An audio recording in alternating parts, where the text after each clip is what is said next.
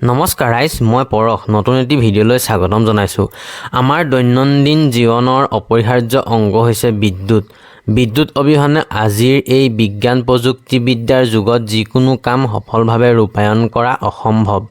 গতিকে বিদ্যুৎনো কেনেধৰণৰ প্ৰক্ৰিয়াৰ মাজেৰে আহি আমাৰ ঘৰত ব্যৱহাৰৰ উপযোগী হৈ পৰে, মোৰ সীমিত জ্ঞানৰ পৰা চমু আভাস দিবলৈ চেষ্টা কৰিছোঁ।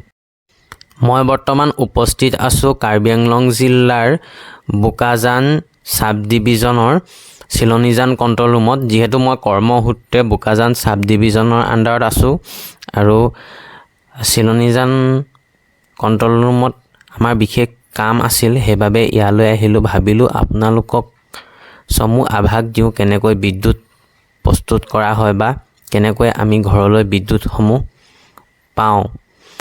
বন্ধু ঋতুৰাজে মোক অনুৰোধ কৰিছিলে এটা কণ্টেণ্ট বনাবলৈ ইয়াৰ ওপৰত, সেইবাবে আপোনালোকক মই এই বিষয়ে দেখুৱাবলৈ চেষ্টা কৰিছোঁ। ময়ো ভালকৈ নাজানো, তথাপিও চমুকৈ আপোনালোকক কিছু আভাস দিবলৈ চেষ্টা কৰিছোঁ। বিদ্যুৎ আমি তিনি ধৰণে উৎপাদন কৰিব পাৰোঁ। এটা হ'ল উইণ্ড টাৰ্বাইনৰ যোগেদি, অৰ্থাৎ আপোনালোকে দেখিছে যে বলিউডৰ কিছুমান চিনেমাবিলাকত ডাঙৰ ডাঙৰ পাংখা লগা এনেকুৱা টাৱাৰ দেখিবলৈ পোৱা যায়, সেইটো হৈছে উইণ্ড টাৰ্বাইন। আৰু এটা হৈছে হাইড্ৰ' প্ৰজেক্ট। হাইড্ৰ' প্ৰজেক্টটো হৈছে নদীবান্ধ, আমাৰ ইয়াত আছে আচলতে নদীবান্ধ। আৰু এটা হৈছে থাৰ্মেল প্লাণ্টত আপোনাৰ কয়লা পুৰি বিদ্যুৎ প্ৰস্তুত কৰা হয়। ভাৰতবৰ্ষত প্ৰায় 70% বিদ্যুৎ থাৰ্মেল পাৱাৰ প্লাণ্টৰ পৰা উৎপাদন কৰা হয়। পাৱাৰ প্ৰজেক্টবিলাকত টাৰ্বাইন থাকে আৰু টাৰ্বাইনসমূহ জেনেৰেটৰৰ লগত মেকানিকেলি কানেক্টেড হৈ থাকে আৰু টাৰ্বাইনসমূহ ঘূৰাৰ ফলত জেনেৰেটৰত বিদ্যুৎ উৎপন্ন হয় আৰু সেই বিদ্যুতে আমাৰ বহু দূৰলৈ যিহেতু পঠিয়াবলগীয়া হয়, সেইবাবে ভল্টেজ ড্ৰপ হয়, অৰ্থাৎ পাৱাৰ লছ হয়। সেইবাবে ভল্টেজটো বেছি কৰিবৰ বাবে ষ্টেপ আপ ট্ৰান্সফৰ্মাৰ ব্যৱহাৰ কৰা হয়। ষ্টেপ আপ ট্ৰান্সফৰ্মাৰত যিটো ভল্টেজ সোমায় আৰু আউটপুটত বহুত বেছি ভল্টেজ উৎপন্ন হৈ যায়। আৰু আপোনালোকে চাগে দেখিছে টাৱাৰ লাইনবিলাক আচলতে ট্ৰান্সমিশ্যন লাইন হয়, ওখ ওখ টাৱাৰ লাইনবিলাকত যেনেকৈ বিদ্যুৎ আহে, সেইসমূহ আহি আপোনাৰ ছাবষ্টেশ্যন পায়হি। আমাৰ ইয়াত AEGCL আছে, AEGCLৰ ছাবষ্টেশ্যনসমূহত পায়হি। তাত আকৌ ট্ৰান্সফৰ্মাৰত আপোনাৰ ষ্টেপ ডাউন ট্ৰান্সফৰ্মাৰ বহোৱা হয়। ষ্টেপ ডাউন ট্ৰান্সফৰ্মাৰটো হৈছে বেছি ভল্টেজত যিহেতু আহে, সেইটো কম কৰা হয় 33 kV 33,000 ভল্টলৈ ষ্টেপ ডাউন কৰা হয় আৰু সেই 33,000 ভল্টেজক আকৌ আমাৰ ইয়াত যিহেতু APDCL আছে, APDCLৰ ছাবষ্টেশ্যনলৈ পঠিওৱা হয়। APDCLৰ ছাবষ্টেশ্যনত আপোনাৰ দুই ধৰণৰ ট্ৰান্সফৰ্মাৰ দেখিবলৈ পোৱা যায়। এটা হৈছে PTR। PTRটো এটা ষ্টেপ ডাউন ট্ৰান্সফৰ্মাৰে হয়। PTR মানে হৈছে পাৱাৰ ট্ৰান্সফৰ্মাৰ। পাৱাৰ ট্ৰান্সফৰ্মাৰত 33 kV আহি সোমায় আৰু আউটপুটত 11 kV অৰ্থাৎ 11,000 ভল্টেজ ওলাই আকৌ আমাৰ গাঁও বা চহৰসমূহলৈ পঠিওৱা হয়। তাত আকৌ এটা ট্ৰান্সফৰ্মাৰ বহোৱা হয়, সেইটো হৈছে DTR। DTR অৰ্থাৎ ডিষ্ট্ৰিবিউশ্যন ট্ৰান্সফৰ্মাৰ। ডিষ্ট্ৰিবিউশ্যন ট্ৰান্সফৰ্মাৰে 11,000 ভল্টেজ লৈ আপোনাৰ 440 ভল্টেজ আউটপুট দিয়ে আৰু সেই ভল্টেজটোৱে আমাৰ ঘৰলৈ 230 কৰি বিভিন্ন ধৰণে ডিষ্ট্ৰিবিউট কৰা হয়।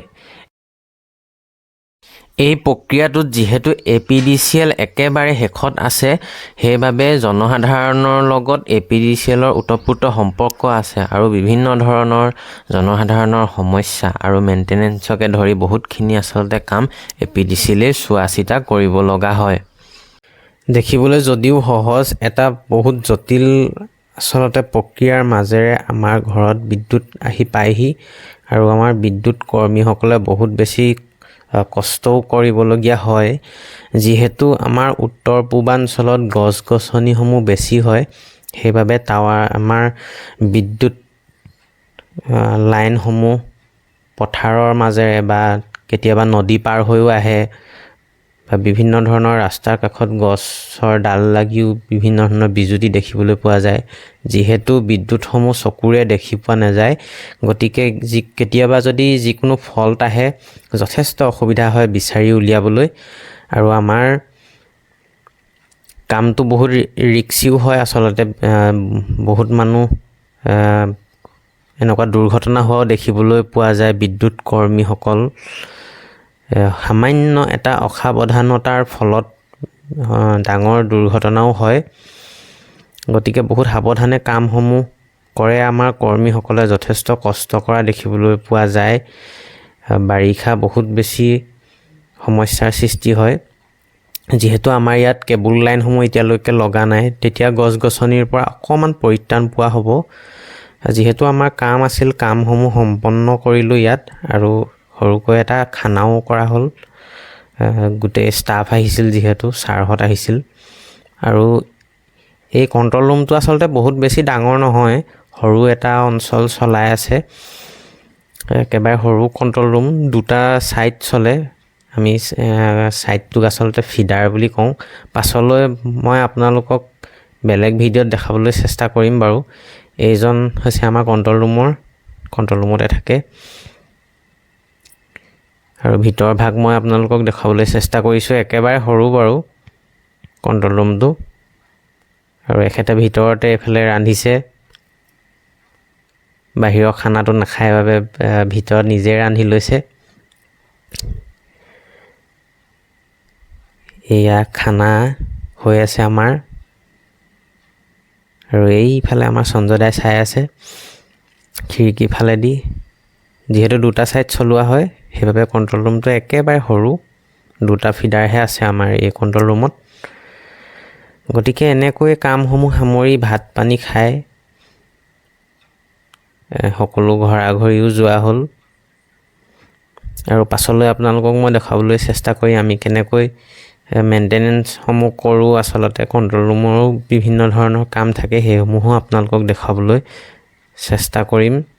আশা কৰোঁ আপোনালোকে ভিডিঅ'টো চাই ভাল পালে। আৰু মই বহুত বিশেষ নাজানো, তথাপিও আপোনালোকক থুলমূলকৈ কিছু আভাস দিবলৈ চেষ্টা কৰিলোঁ। যদিহে কিবা ভুল থাকি গৈছে ক্ষমা কৰিব বুলি আশা থাকিল। আৰু আজি এই ভিডিঅ'টো ইমানতে সামৰণি মাৰিলোঁ। ধন্যবাদ।